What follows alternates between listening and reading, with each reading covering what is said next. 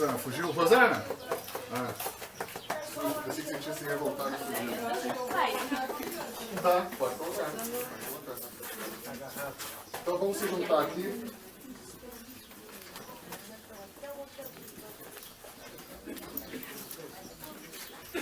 Essa aí, viu? Mentira! Primeira vez que eu venho. Entre. Rosana, apareça. Quer colocar o chão aqui? Pois é, essa menina vai. Então, pessoal, vamos juntar aqui só para falar rapidinho do museu. Não vou tomar muito tempo. Entre.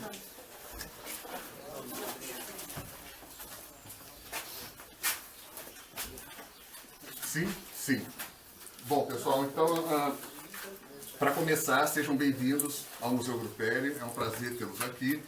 E foi proposital, como eu estava dizendo para vocês, primeiro conhecer a paisagem para depois conhecer o museu. O museu ele não pode ser entendido fora do cenário que ele se encontra. Né?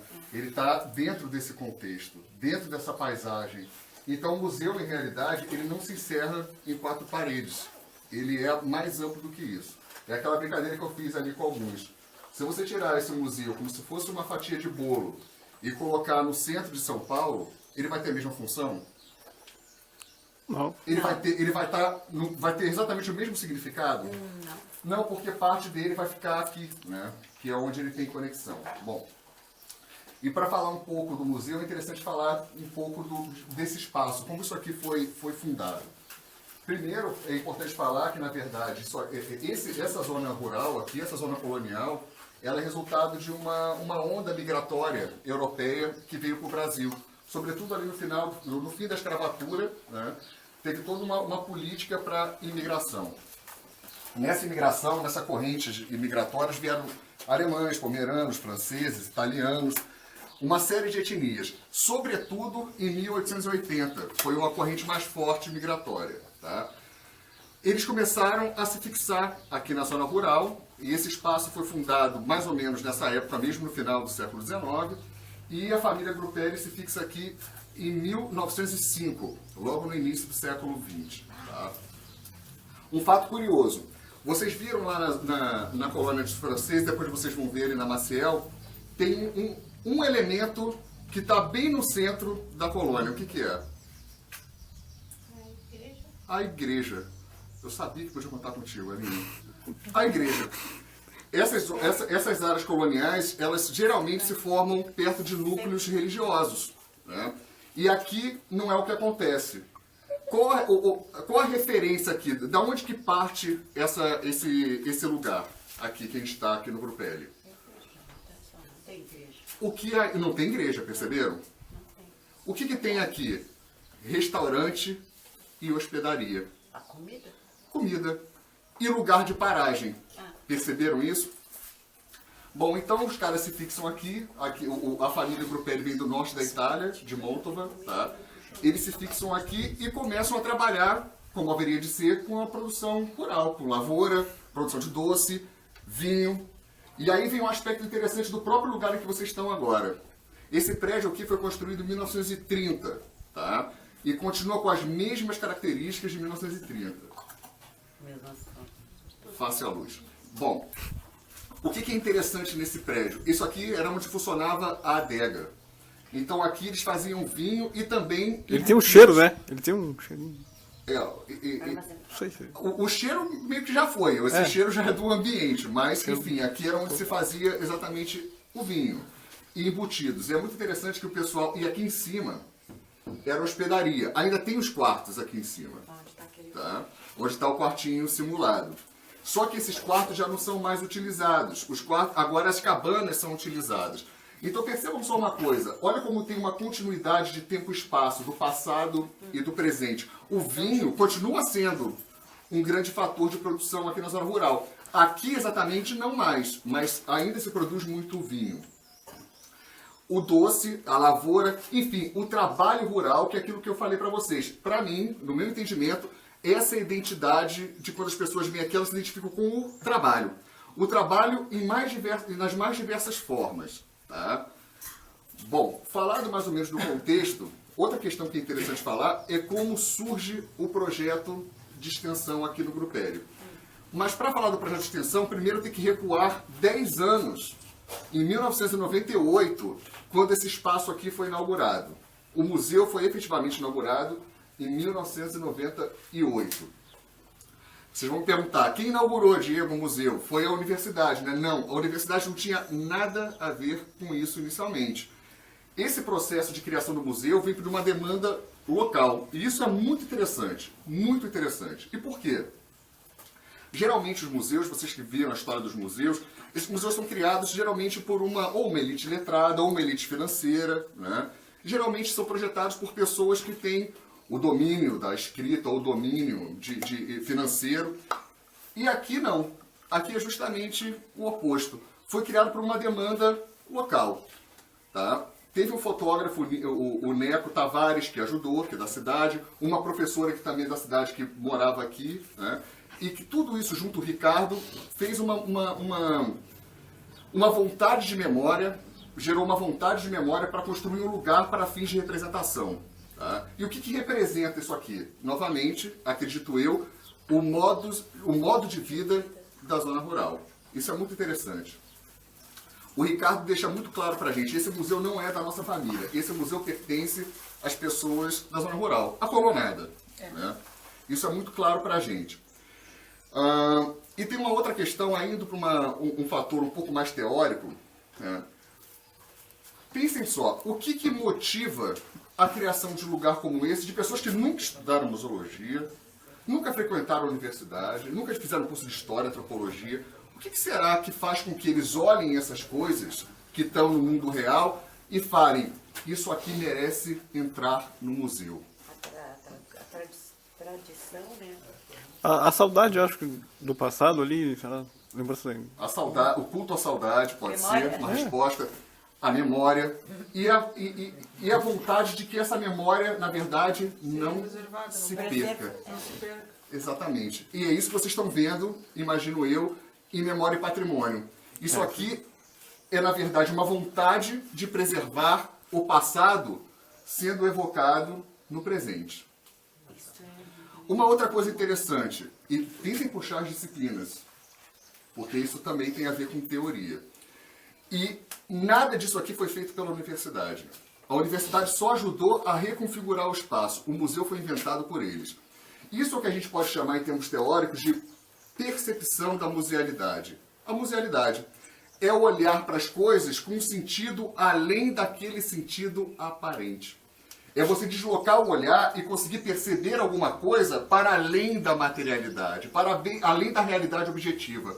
É aquilo que Pomian fala da conexão entre o visível e o invisível, que traz o longe para perto, os mortos para os vivos. Né? E aí você consegue olhar, por exemplo, uma carroça e ver muito mais do que somente um instrumento de carregar coisas. E eu posso falar isso com segurança porque o José Paulo Branco é meu orientando de mestrado, ele está fazendo um estudo aqui no Grupério e a carroça é um dos objetos que ele está interrogando as pessoas. Essa carroça, por exemplo, depois eu vou voltar para o projeto, é muito comum as pessoas olharem para ela e pensarem, uai, eu estou montando nessa carroça, uma senhorinha falou, eu ia aos bailes sempre nessa carroça. Era uma mulherada nessa carroça, mas sempre tinha um homem. Aí entra uma questão de gênero também. Todas as memórias começam a ser desveladas como se fosse um novelo a partir dos objetos. E não é à toa que a gente fala que os objetos são evocadores de memória. Eles provocam a nossa memória. Que de outra forma a gente poderia nunca mais se lembrar de como era a ida ao baile. Mas enquanto tiver essa carroça, essa memória, puf, vem à tona como se fosse um gatilho. Mantém a memória viva, né? Viva. Passado vivo. No presente, o passado vivo no presente. E outra coisa muito interessante, a gente vai trabalhar muito sobre isso em comunicação de museus, em comunicação em museus, que os objetos, na verdade, não são informação. Eles são suportes de informação, eles são veículos de informação. Tá? Pois bem, e como é que começa o projeto? 10 anos depois da inauguração, que foi em 98, o curso de museologia começa em 2006. O professor Fábio Vergara já tinha, que é professor da história, ele já tinha feito primeiras investidas aqui, Já teve um primeiro trabalho, mas efetivamente o projeto de extensão começa em 2008, tá? Eu já como coordenador. Quando a gente chegou aqui em 2008, por uma demanda local, né, de dar um tratamento museológico ao espaço, foi uma surpresa muito grande para a equipe, sobretudo para mim, por dois motivos. Né? Um, que o espaço não estava assim. Esse espaço é exatamente o mesmo, mas os objetos tinham totalmente outra configuração. Eles estavam totalmente... Não eram muitos outros objetos. Na verdade, eram os mesmos objetos, mas dispostos de uma forma diferente. Tá? Logo que a gente chegou, a gente pensou, bom, os objetos são muito interessantes. Alguns são muito simples. A maioria são objetos muito, muito simples. Não tem nenhum valor de venda, não tem nenhum valor... A não ser o valor simbólico e o valor emotivo. Só que esses objetos, eles não estavam comunicando, eles não estavam falando muito. Eles eram mudos.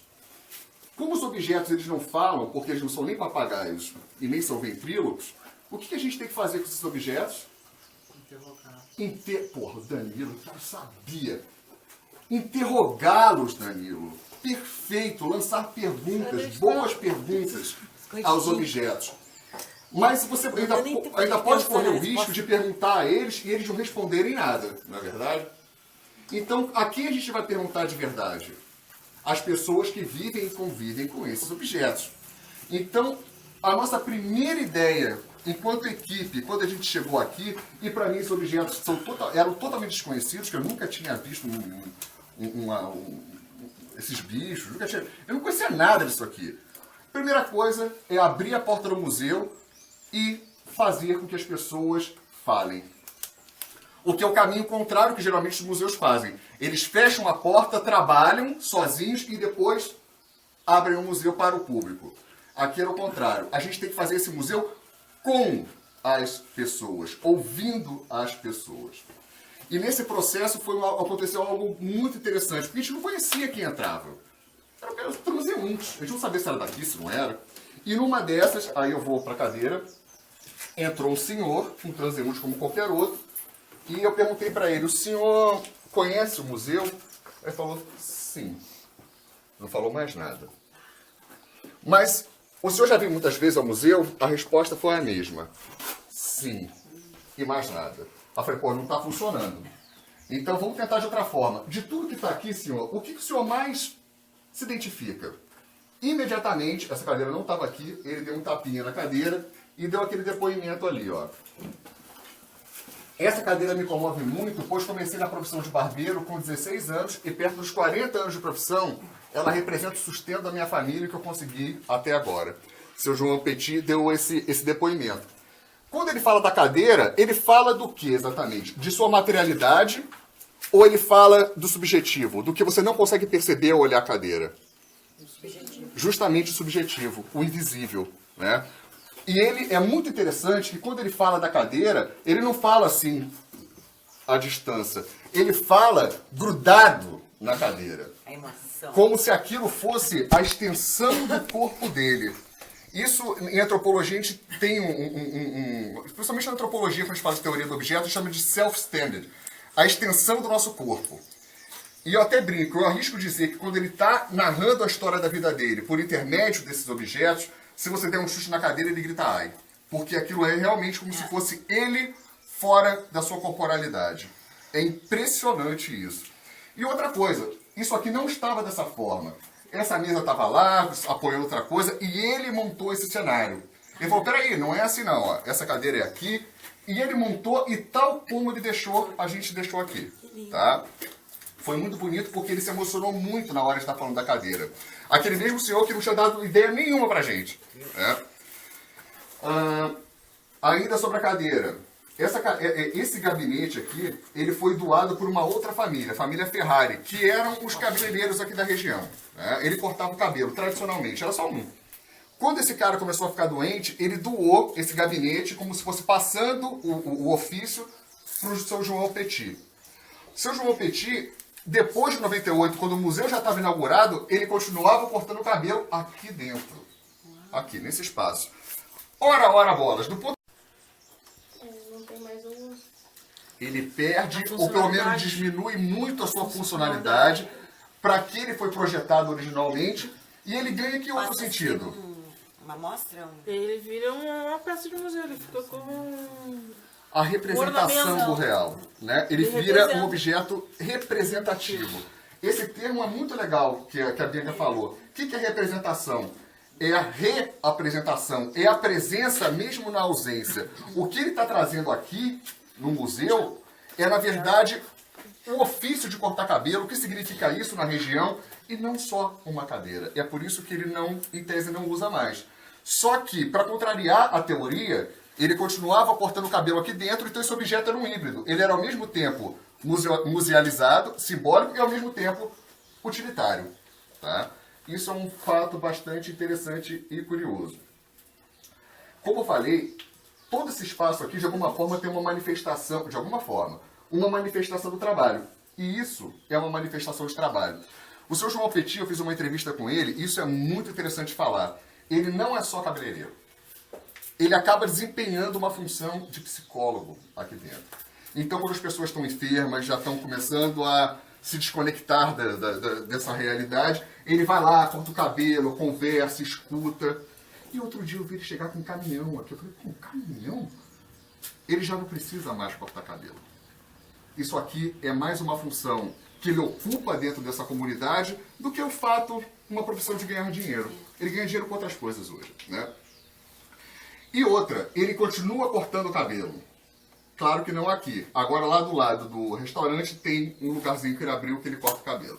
Então ele continua fazendo parte dessa história. Tá? Bom, mais um que sobre o trabalho, que é importantíssimo e ainda é um elo entre o passado e o presente. O armazém. O armazém. O armazém é muitíssimo representativo.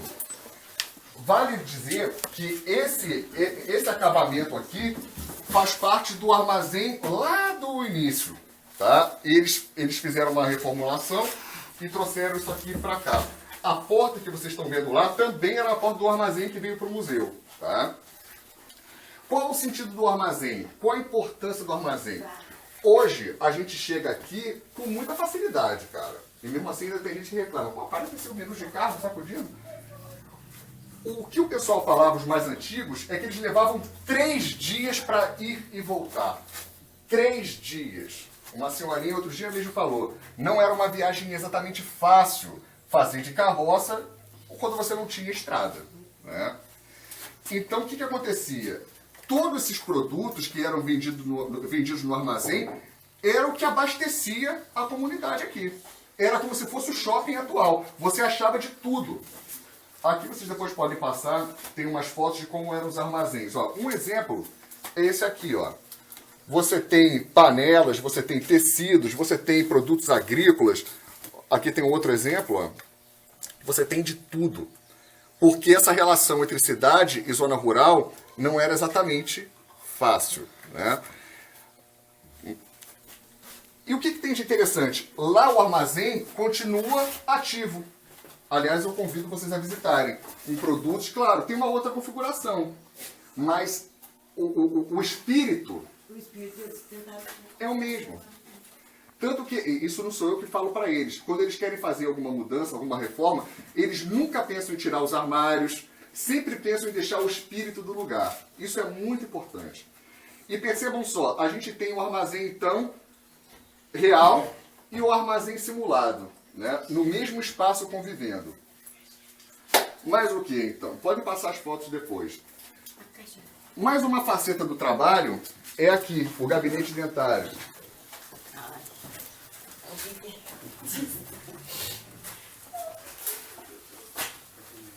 Pode entrar. O gabinete dentário, o pessoal mais antigo fica meio assim, porque não era exatamente tranquilo você sentar nessa cadeira. Anestesia não existia. De hoje eu saio correndo, imagina essa.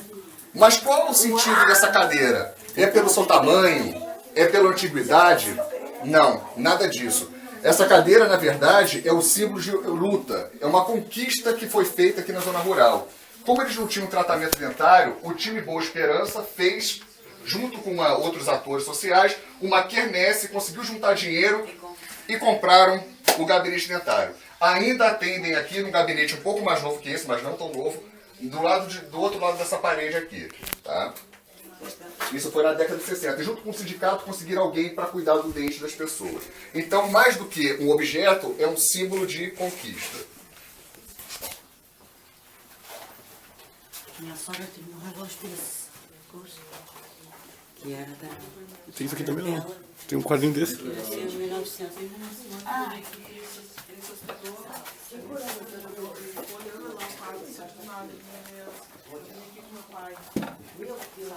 E todas as memórias, né? Meu Deus, igualzinho aquela. Isso aí que tu falou, isso tu vê inúmeras pessoas vindo aqui falando. Cada relato é diferente, mano. De certa forma, a mesma coisa. Eu ia, a gente atravessava não sei quantos quilômetros em carroça assim. E Nem sempre são memórias fáceis, né? Às vezes são memórias difíceis. Sim, né? de épocas que as pessoas muitas vezes mal às vezes tinham que comer, mas têm um orgulho daquilo que elas passaram. E é um museu muito atípico. Ele evoca memórias assim, às vezes tu não passou por isso, mas tu sabe que a tua avó passou, teu avô. É uma memória vivida por tabela. É uma coisa incrível isso mesmo. Bom, eu vim aqui como visitante pra fazer o trabalho. Se tu passasse aqui teu artigo, eu não vou. Eu me encantei. Pessoal, deixa eu falar mais uma coisa para vocês que ainda tem a ver com essa questão mais teórica, né? A Bianca, ela está conversando comigo agora, ela está como voluntária, estagiária voluntária aqui no museu. E ela não me deixa mentir.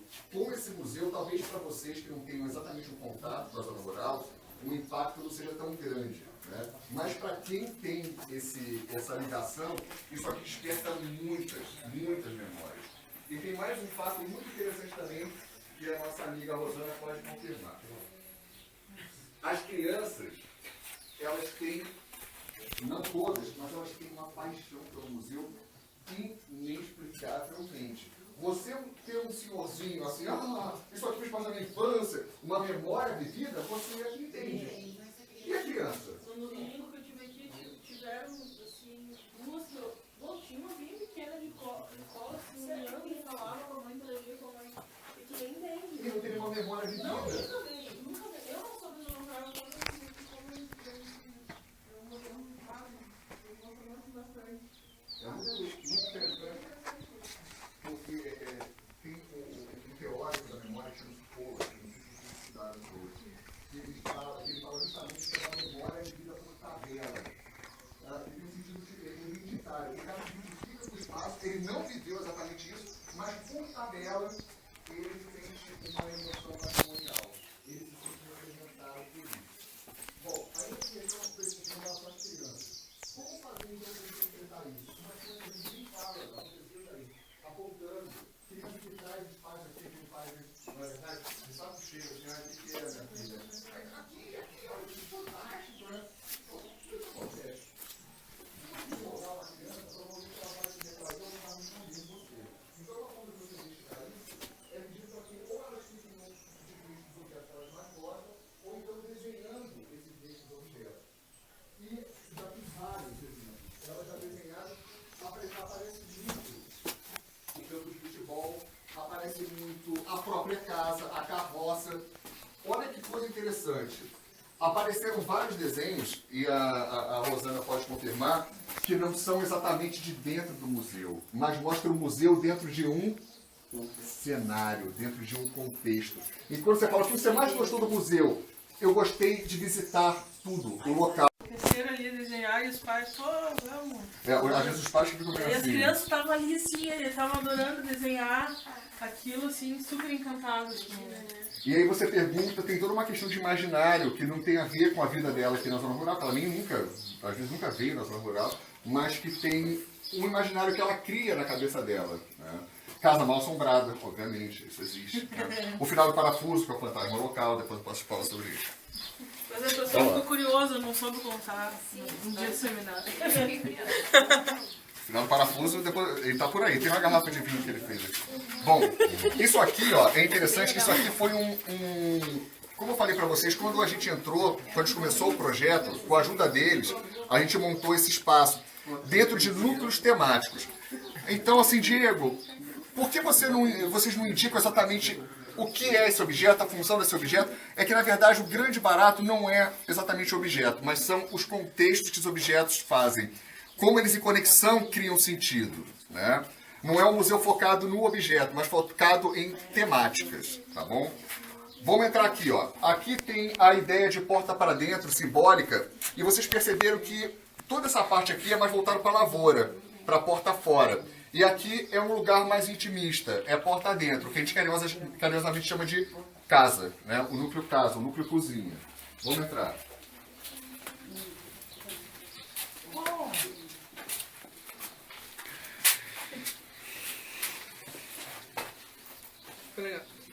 Entrem. Só não sente na cadeira, por favor. É tudo cenográfico, pelo amor de Deus. Vocês são estudantes de museologia, não tem que Passem sentar mais um na pouquinho cadeira. pra cá, que o Carlos não ficou de fora, o Danilo tá ali viajando. Umas quantas pessoas aqui? Danilo, Danilo tá magrinho, vem, Danilo. Aqui, ó, tem a Miriam, tem a Milene, tem a Aline, tem todo mundo. Tem o Caio, tem os guri. o cara é um rebelde. Tá, então o que a gente tem nesse núcleo aqui? É justamente um ambiente mais intimista, mais casa adentro. E essa mesa, ela é muito engraçada, tá? É muito engraçada também, porque a gente chama de mesa Chico Xavier. Porque as senhorinhas, às vezes, conseguem sentir o cheiro do café, um encontro com a família, um lugar para você trocar ideias, um lugar geralmente intimista. Aqui também tem outra faceta do trabalho, que é a costura. A costura, a gente fez uma exposição temporária algum tempo atrás. A gente já desfez porque entrou essa aqui do time Boa Esperança, que eu vou falar para vocês. Por que é interessante a gente falar da costura? Esse é um hábito que tinha muito forte aqui na zona rural e que foi se perdendo com o tempo. Tá? Hoje, as costureiras que a gente conseguiu conversar, que eram 4, que ainda costuram, elas falam assim, hoje meus filhos nem sequer conseguem colocar um botão numa camisa. Né? Por que esse hábito foi se perdendo? Porque toda essa questão da indústria facilitou muito o acesso à roupa e de forma muito mais barata, porque é feito em grande escala, exatamente. Enquanto esse trabalho aqui era totalmente artesanal, era a roupa feita para cada pessoa, com a medida de cada pessoa. Então isso foi se perdendo com o tempo e a gente pegou o depoimento das senhorinhas e a gente tem esse depoimento como acervo, né? A gente guardou. A mesa, batedores de manteiga, tá? Esses dois são batedores de manteiga, eles têm uma engrenagem aqui para você bater a manteiga. O tacho, esse tacho aqui também tem uma história curiosa. Reza a lenda que ele veio rolando numa enxurrada, tá? E parou aqui perto do museu. Eles viram a importância disso, mas usavam como um jardinzinho, eles colocavam planta aqui. Depois alguém percebeu que não, que isso aqui deveria ser musealizado, tinha um sentido documental, trouxe para o museu. Depois ele foi emprestado para Vila Nova, ficou lá bastante tempo, voltou para cá. E de vez em quando o Ricardo disfarçadamente pega o objeto, leva lá para a cozinha, faz o doce e depois ele volta para cá. Então um objeto que, contrariando toda a questão teórica, ele se desmusealiza e remusealiza. Então ele é um híbrido que ainda tem funcionalidade, ele ainda é usado. E aí vocês podem perguntar para mim, Diego, vocês estão então destruindo o objeto? Depende do ângulo que você enxerga isso. Se a gente olhar para o objeto e perguntar o que na verdade está preservando em relação a você, ele não vai responder que é a materialidade dele. Ele vai responder, eu estou representando modos de fazer doce. Enquanto esse doce estiver sendo feito de modo artesanal e tradicional, como era feito, e passando essa experiência para as crianças, para os mais jovens, bom, a gente está preservando na verdade. Não é? Isso funciona com todos os objetos? Não. A gente não pode fazer isso com a cadeira, por exemplo. Aquela cadeira é única. E se esse tacho aqui sofrer uma ranhura? Vai fazer parte da vida do objeto. Vai ser mais uma cicatriz do objeto. E um dia, se esse objeto acabar, bom, aí a gente vai ter que fazer uma cerimônia de despedida e de repente colocar um outro tacho igual aqui. Né? Vai continuar fazendo sentido de representação. Vamos lá. Aqui é a exposição temporária do time Boa Esperança. Tá? Que esse time que completou 90 anos de atividade, é um time que teve nunca parou de jogar, na verdade, né? E aqui, essa bandeira também, ela volta e meia volta para o time, para virar bandeira novamente, e depois volta para o museu. aqui, ó, é um convite de 31 para 32 que é do time Boa Esperança, que era um clube que, na verdade, promovia eventos também, não era só o futebol. Então, o futebol aqui tem todo um sentido de integração social muito forte também, tá? Aqui tem os jogadores mais recentes, nosso tablet quebrou, infelizmente, a gente não tem dinheiro para comprar outro. E aqui, galera, como eu falei para vocês, aqui embaixo onde era toda a questão da adega. Então, como haveria de ser, a gente tem também representação desses instrumentos, que era onde o vinho era feito. Note aqui essa foto, que é de 38, e é justamente na entrada do que hoje é o museu, tá? Um dia veio uma senhorinha e falou que essa menininha aqui hoje é uma senhora bem velhinha, cadeirante, tá? E esses aqui já foram. E tá vendo, o cachorro já foi também. Tá vendo esse instrumento aqui? Esse instrumento é o mesmo que tá ali, depois vocês vão conseguir enxergar. Lembra que eu falei para vocês que além do vinho, da adega, aqui também em cima era a hospedaria? E a gente tinha muita dificuldade de trazer isso para o discurso museológico. A gente resolveu o problema da seguinte forma. Abrimos ali uma janela e vocês podem olhar a simulação de como era um dos quartos. Aqui os veranistas vinham. Tem uma foto dos veranistas ali na frente do que hoje é o museu, da década de 30, logo que o prédio foi inaugurado.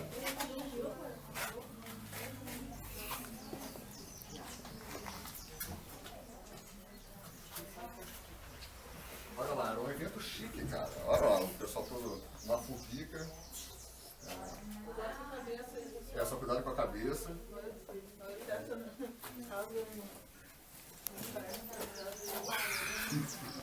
Armazenado. E ele saía por aqui, ó. Ele ainda tem a torneirinha ali. E ali são umas pipas que eram utilizadas também.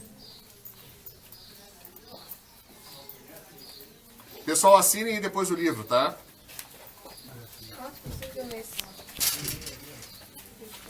Da história, né? Trabalho em museus já há alguns anos, né? Nos museus da colônia, principalmente lá no Museu da Colônia Maciel. Bom, o Museu da Colônia Francesa ele vai ser inaugurado em 2009, no ano de 2009, mas as pesquisas são anteriores, né? Um dos principais levantamentos feitos, né, sobre a etnia francesa na cidade de Pelotas foi o Leandro Pertence, ele que começou as pesquisas para que depois então acabou resultando na discografia que vocês estão vendo. Bem, o Museu dos Franceses ele é um dos únicos lá que retrata a etnia francesa no país, bem como uma das únicas colônias do estado do Rio Grande do Sul foi a Tia de Santo Antônio, que era o nome da antiga colônia. Não sei se vocês tiverem alguma dúvida, como eu não, né, aqui dos franceses eu não tenho muito contato, né, eu posso explicar mais lá dos outros. E a menina que viria hoje aqui dos franceses não veio, né? É isso, a menina não veio, deixou a chave, então de última hora eu ainda poderia ter lido alguma coisa. Mas o que vocês vão notar, na verdade, é que os objetos desses museus, eles já, em realidade, não mudam muito. Bom, sendo da colônia francesa, ou italiana, ou pomerana, na verdade, os artefatos são muito parecidos. Por quê? Porque o que retrata também é o trabalho. A maioria é o trabalho na zona rural, né? Até é muito engraçado a gente, quando conversa com as pessoas nos museus e tal, que são da zona rural, eu nunca vi eles falando, bom, isso aqui é tipicamente francês, ou é tipicamente italiano, porque eles retratam geralmente, bom, isso é coisa de colono, né? Ou seja, isso é coisa nossa, isso é coisa que ultrapassa a questão da etnia. Bom, essa é a visão que eu tenho do cotidiano dos museus, né? Embora tenha a questão étnica, né? Que tem uma formação mais francesa, embora tenha outras etnias também que convivam aqui. Tem um aspecto interessante, que também isso é um fruto de pesquisas que eu faço, assim, aleatoriamente. E também pela vivência. Essa questão étnica, ela acaba se dissolvendo com o tempo. E arrisco dizer que um dos maiores responsáveis por isso são os bailes. E por quê? Nos bailes não tem muito essa questão étnica. Nos bailes é a colonada se divertindo. E aí começa a formar casais. E aí você já não tem mais exatamente francês ou italiano, você tem brasileiro. E o que os une em termos identitários? Arrisco dizer que é o modo de vida da zona rural. Mais do que a própria etnia, bom, eu sou francês. Não, primeiro eu sou colono, eu sou da zona rural. Depois pode vir a questão étnica. Isso é interessante a gente deixar mais ou menos claro. E toda a questão voltada para o doce, as questões voltadas para a ruralidade mesmo, para o trabalho na zona rural, o vinho também é muito forte. Que show! É, muito massa, né? Sim. Tem até um restaurante até dos modos, não é? Mas a casa, No meu pé, na minha casa, isso tem, né?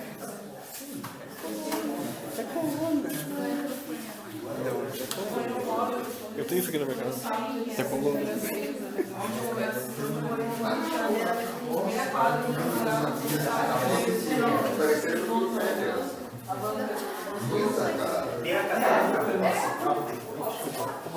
Tem vários tipos diferentes.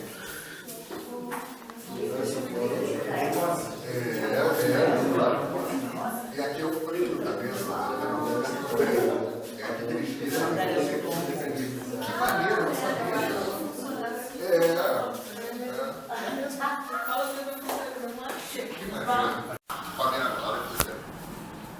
Bom, o museu ele vai ser aberto ao público, né, oficialmente inaugurado, em 2006. No entanto, desde os anos 2000 que começou a se fazer as pesquisas, né, com a comunidade, então, para resultar no Museu Etnográfico da Colônia Maciel. Essas pesquisas elas visavam fazer a recuperação da memória histórica da etnia italiana na cidade de Pelotas. Né? Nos anos 2000, então, conjuntamente com a sociedade italiana, começou-se pesquisas e verificou-se que, dentre as comunidades aqui da zona da Serra dos Tapes, né? Na zona rural do município, a Colônia Maciel foi a que mais recebeu imigrantes, né, de etnia italiana na sua fundação. A fundação da colônia ela vai ocorrer em 1880 também, né, naquele período que o Diego disse lá do Grupo Velho. A Colônia Maciel ela surge primeiramente de uma iniciativa particular, no entanto não deu certo e depois a província vai assumir a direção da colônia. Então, e por consequência o Império depois acaba criando também o ato de fundação da colônia, o que teoricamente caracteriza a Colônia Maciel como a quinta colônia de imigração italiana no estado do Rio Grande do Sul. Bem, durante as pesquisas, né, que basicamente foram feitas através de entrevistas, né, utilizando a metodologia da história oral, né, a comunidade mostrou-se, né, que gostaria de ter o museu da comunidade. Eles começaram nas próprias casas, né, todos os acervos, né, tanto o acervo visual, de fotografias, né, de documentos, quanto o acervo material foram provenientes então dos moradores aqui da comunidade. Bem, o museu está organizado da seguinte maneira.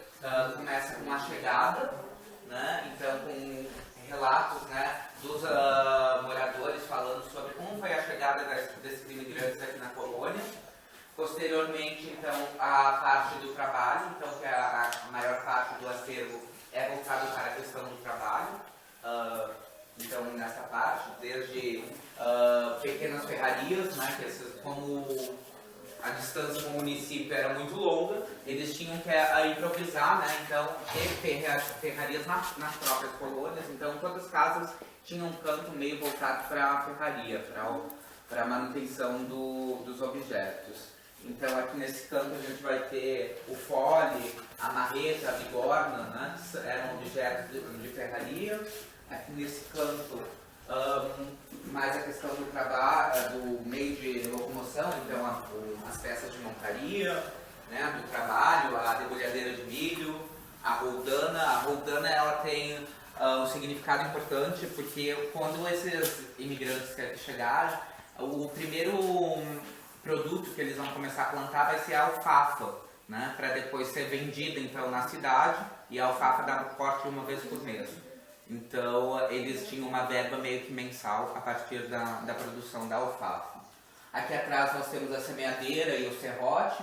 O serrote é interessante porque a Serra dos Tapos num todo, ela não era muito utilizada para fins de agricultura, então no período, né, a partir de 1850, com a criação de várias colônias particulares, primeiramente com os pomeranos e alemães e posteriormente então os franceses, essas terras vão ser utilizadas.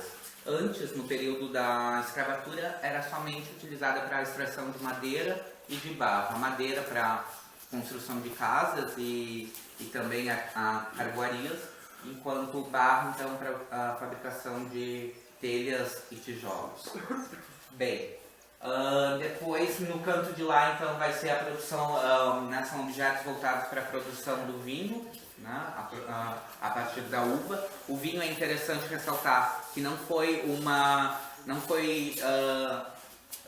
a partir dos imigrantes italianos que começou a produção do vinho, mas sim a partir dos franceses.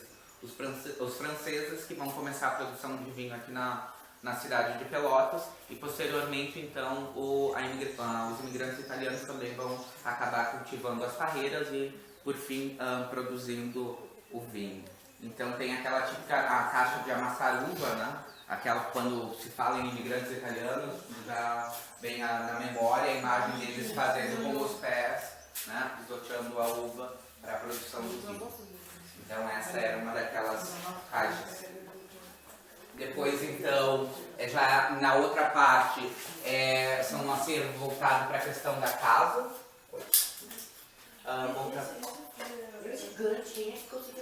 Então, esse fole era utilizado nas ferrarias, né? Então, era aqui. Devia ter alguma coisa. Isso que o mecanismo que fazia, né? Sempre. Pois é, coisa enorme.